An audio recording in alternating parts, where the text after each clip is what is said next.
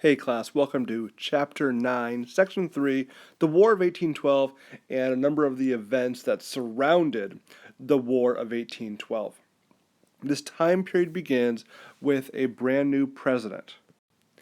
And that president is none other than James Madison. That's right, the father of the Constitution. He follows Jefferson becoming our fourth president. And things are kind of tumultuous during his presidency as conflict continues between Great Britain and France and the United States.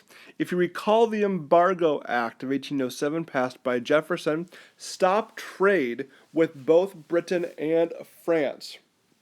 Well, Madison thought he would mix that up a little bit, and a new law gets passed. Macon's Bill number 2. Macon's Bill number 2 said to France and England, if you stop seizing our ships, we will open up trade with you again. The deal was made to both countries. France said, okay, we will stop seizing your ships if you will start trading with us again. Great. We began trading with them again. Britain says, nope, not going to do it. Now, Britain, though, is upset that we're now trading with France and not with them, even though they could have if they had agreed to Macon's Bill number 2, but they don't. And so Britain's going to become more aggressive in absconding our ships and impressing our soldiers. And because they are being so aggressive at seizing our ships still, we had a bunch of congressmen who are going to be called war hawks and are going to push for America to go to war with Great Britain. A war hawk, is someone who wants to go to war. It's still a term we use today in American politics. If somebody wants to go to war, we say they're very hawkish. They want to go to war. And so this group of men, led by Henry Clay. Henry Clay is the Speaker of the House, and he's really the lead war hawk. He's from Kentucky, and he says, we are not going to be safe as long as Great Britain is in Canada, as long as Great Britain is around. We need to go to war against them because they are seizing our ships, taking our goods, and impressing us, and we're doing nothing wrong. So him and about 40 other Western congressmen are really pushing for America to go to war with Great Britain to defend ourselves against what's been going on, against the ill treatment that they've been giving us. So James Madison is going to weigh all of the options. What do? Do we go to war with Great Britain or not? And finally, in June of 1812, we're going to officially declare war against Great Britain.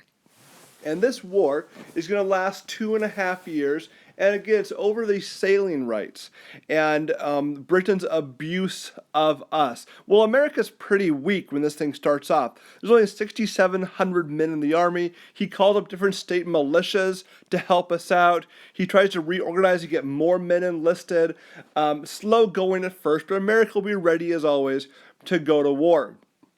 And a couple interesting parts of this is this Chesapeake area that you see in the top left-hand corner. Here's the Chesapeake Bay right through here. Here's Maryland, Virginia, Jamestown, by the way, and Williamsburg right down here. And so the British are going to begin marching their way up north.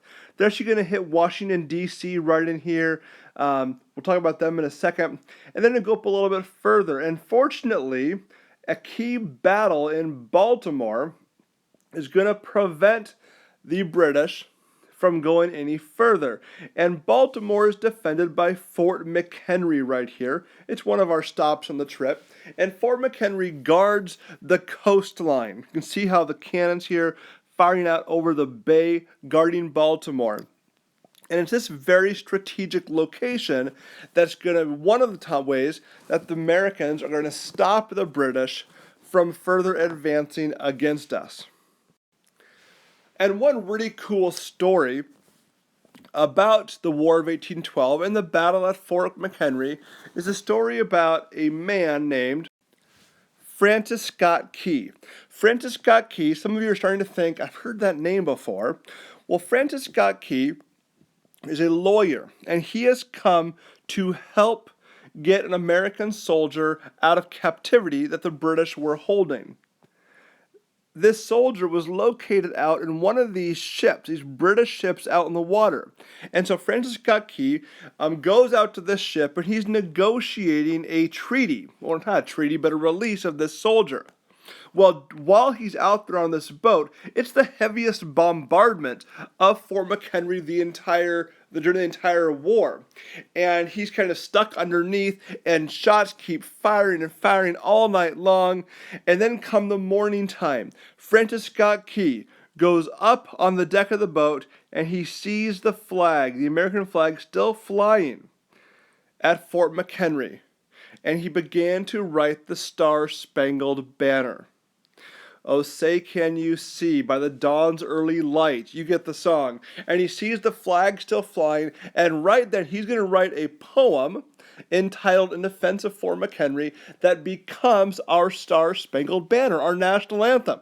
Written right there on a boat, looking back. And this flag here on the left is the flag that was flown above Fort McHenry that night. You can see that flag today in the Smithsonian Museum of American History. We'll be able to check that out on our trip, and they did a lot of refurbishing and trying to fix it up. But pretty cool stuff right there at Fort McHenry. The song is written by Francis Scott Key. Well, the war keeps going, and one of the real losses during this war is the British are going to burn down the White House. The outside skeleton will remain because it was not burnable, but it was some kind of cement. And but the inside of the house is going to get burned. And the story goes that Dolly Madison, pictured right here, James Madison's wife, Dolly Madison was about to throw a dinner party in the White House. And she's been told, get out, get out. And she's like, well, no, I got to stay here. And the tables were set, food was set. And she was finally forced to leave. Before she left, she saw this painting of George Washington. And she had one of the servants go and cut it out of the frame. It was a canvas. Cut it out. They rolled it up. And because of Dolly Madison, we saved that photo. And that painting today hangs in the East Room of the White House. So she flees, and she's going to be okay. The British, though, come into the White House, and they see all of this food set up for dinner party. And what do? They stop and have dinner. And they eat the food and then go ahead and torch the White House. So this is kind of the high point of the British before the Americans kind of respond back and really hold their own against this really strong enemy. The war is going to drag on for 2.5 years, like I mentioned earlier. So fast forward now to December of 1814. December of 1814, John Quincy Adams, John Adams' son, is negotiating a treaty with Great Britain. And this treaty is going to get signed on Christmas Eve. It's called the Treaty of Ghent. The Treaty of Ghent. The Treaty of Ghent is signed, ending this war. However, because communication takes so long from Great Britain to the United States, the war keeps fighting. And in January of 1816, that's right, the treaty has already been signed, the war is over, the two nations keep fighting in New Orleans.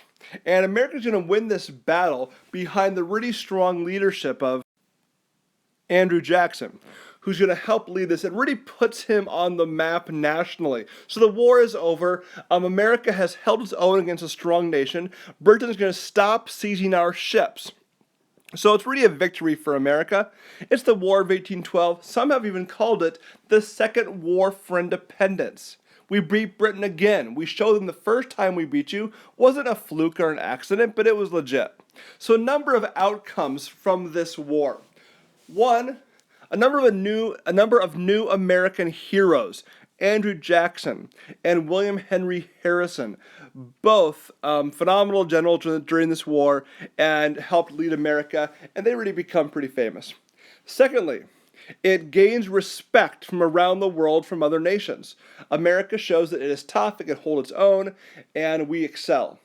Thirdly, greater sense of national pride, a sense of nationalism in America. People are proud to be Americans following this. It's a really exciting time in America. Fourthly, increased industrialism. Because we hadn't been trading much with those nations, and because during the war we couldn't risk having too many ships out in the seas, we were forced to make our own things, produce our own things. We became more self-sufficient as a nation, and therefore stronger economically as a nation. And then a fifth result would be the death of the Federalist Party. They, of course, our first two presidents, Washington and Adams, were both Federalists, but this war really signifies the end of them. We can talk more about that in class. But a number of significances from this war: new American heroes, greater sense of patriotism and nationalism, greater industrialism, greater respect from foreign nations, and then fifthly, the death of the Federalist Party. The War of 1812 is done. America tells the world the first time we beat the British was not a fluke. We earned it.